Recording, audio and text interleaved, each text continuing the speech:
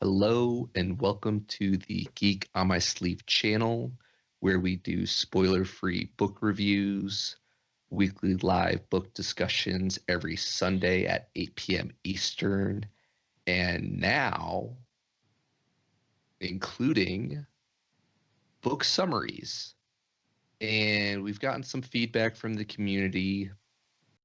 And that is why we are doing summary recaps. That way, we can give you the information that you can assimilate and remember without having to read the whole book. We're always learning, growing, evolving, trying to break things, and your feedback is always appreciated. But what we're aiming for with this new summary playlist is to pretty much help people out in regards to summarizing the book. That way, if you've taken a break from a series or you're current and it's been a while since you've read it and now the next book comes out, not everyone is a hardcore geek like us and goes back and re-listens to the whole series before diving into the next installment.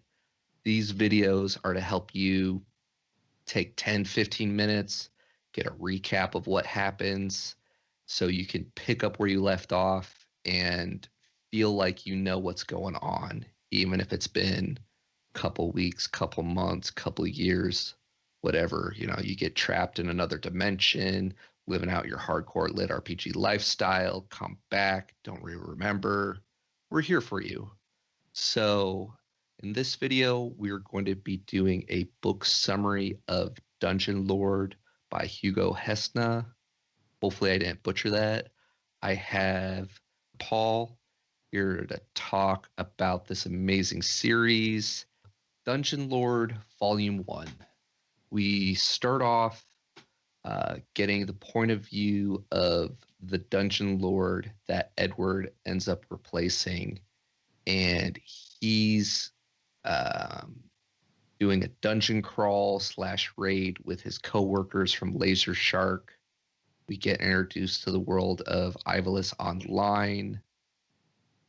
We go through the scene where Edward loses his cool with Ryan. Yeah, I was trying to think of his character name. He has some really cheesy Ryan Silverblade, the 207th or whatever, for every time he dies and has to re-roll a character.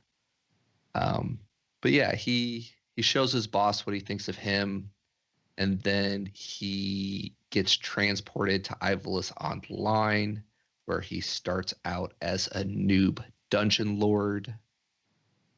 So Ed meets Alder and Levy fighting off the Batlins, the lowest of the low, the minions that he'd pretty much just skip on, not even worth grinding out the XP and the modest drops they get. And throughout the series, or throughout the first book, we kind of get to see him establish his power base, right? By the end of the first book, he's got Alder and Levy, the Batlins, and the Spiders. Yeah, the Spider Princess that he gets at the end of the end of the book. Ranger Ione, Galio is the Inquisitor that we interact with in this book. He's a character I enjoy, and we get him established in book 1. Galio, the once Inquisitor, now back in the lights, good grace, gets his Sunblast, Sunbeam. So the timeline for this book is we start off in the evening at night where the Dungeon Lord Kale is getting assailed by some heroes, and we find out that those heroes are Edward Wright and his coworkers and his boss. So Ryan totally just freaking dies because he's an idiot, and then he gets angry at Edward. So Kale dies, Ryan dies, endpoint first night. Morning, he goes into work. He smashes Ryan's face into the desk. Then the boatman, Haran, takes him. So then he replaces his heart. They have their gambits, each a piece.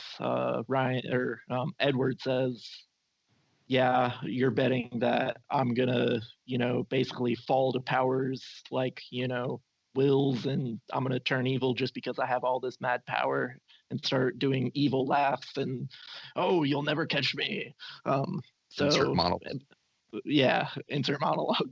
And he bets that he can actually, look out for the people that he loves, and he can stay human, and he can, fight for what's right, not even like the light, but just what's right. Then he saves Alder and Levy from the Bablins, collects Cloud, and Phase. Next point, he gets attacked at night by the spiders. So he freaking does a dust explosion inside his cave to, get some sweet XP. Then they go into town the next morning, and in town, I don't know if we mentioned this, but Kleck actually becomes his minion the night before, along with Alder and Levy. And so he goes into town with Kleck as his servant. He claims he's a Undercity fiend. Then they go out to fight some spiders, runs off, and he actually gets his minionship pack with Kessa of Green that night. And then he explains where he came from and all that. Has his feels with his lady one night stand. Next morning, Kessa of Green goes out, talks to Galio. Him and Galio have a discussion. In the middle of the discussion, the town's on fire. And so insert next arc of they go into town. He first has to fight spiders, and he kills the Spider Queen. The new princess is like, "Hey, listen, we're not going to survive in the winter. Let me become your minion." And that's what happens there. Then he has face off with Ranger Ione. Ione explains all his evil plans like an evil villain should, and then dies like an evil villain should. Then he has to kill the Mind Brood and, has his conversation in the epilogue with the boatman. Very, very well said right there. You summarized book one pretty well. All the feels throughout the book. Very satisfied that the Mind Brood of the little girl gets her revenge in the end, right? When she turns around and attacks him. Kleck just, for me, was very much the MVP of book one. Like, you learn to love the little Bablin. Yeah, and you touched on a couple other big points that I think are important to remember going into the next book.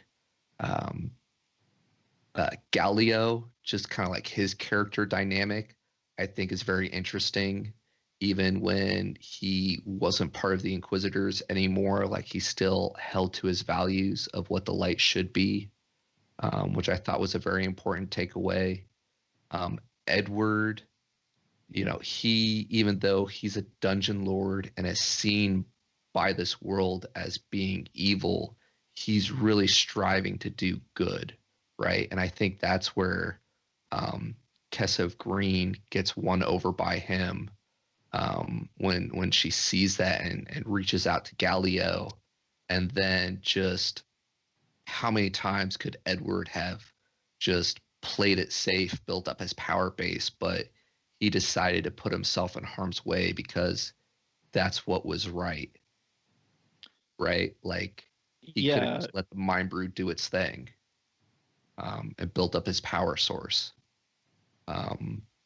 He could have just like told Galio to go get lost, or when they were running away from the spiders as they attacked them, he didn't have to turn around and try to save Galio, who had just saved him moments before, and just kind of their relationship dynamic.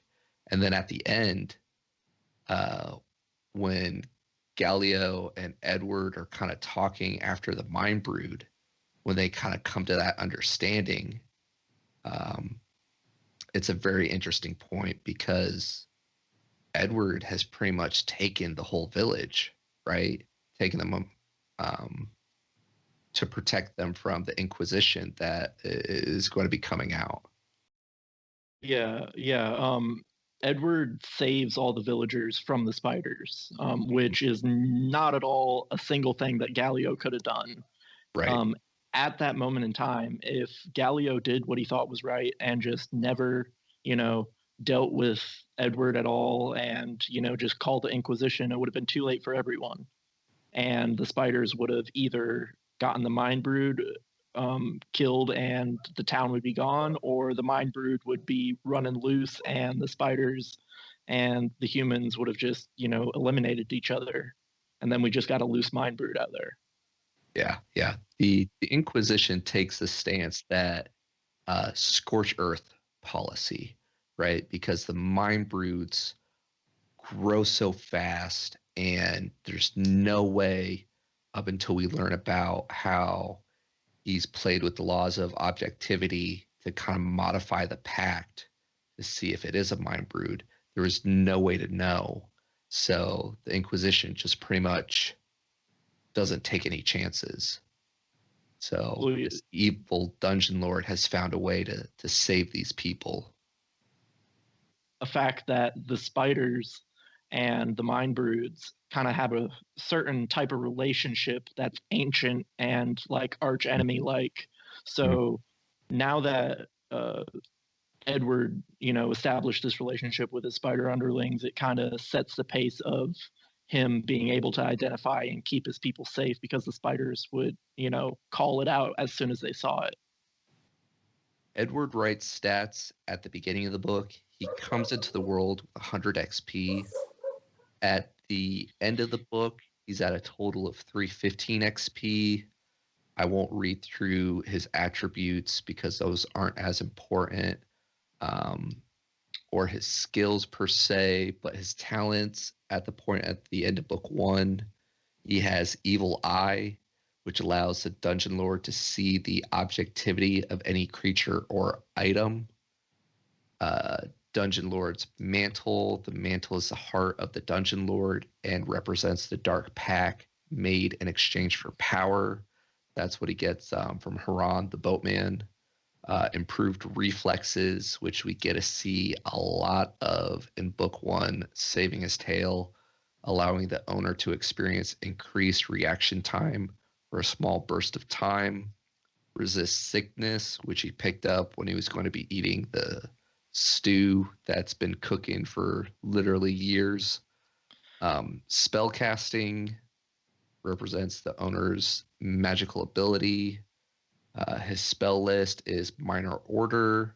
Command: the caster forces a target creature to follow a simple order as long as said order is not immediately against the creature's moral code.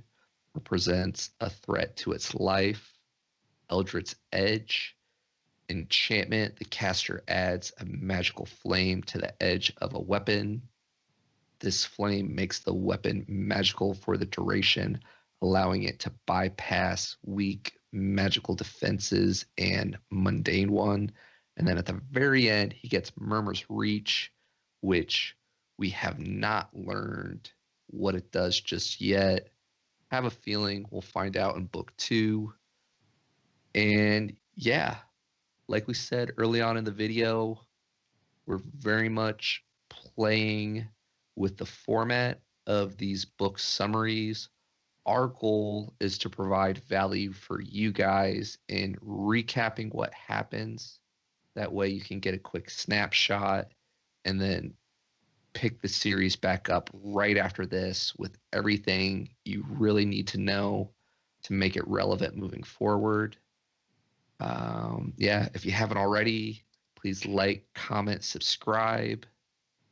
Thanks, Paul, for joining me for this book summary of The Dungeon Lord by Hugo Huesca, and we hope to geek out with you guys here soon. Thanks.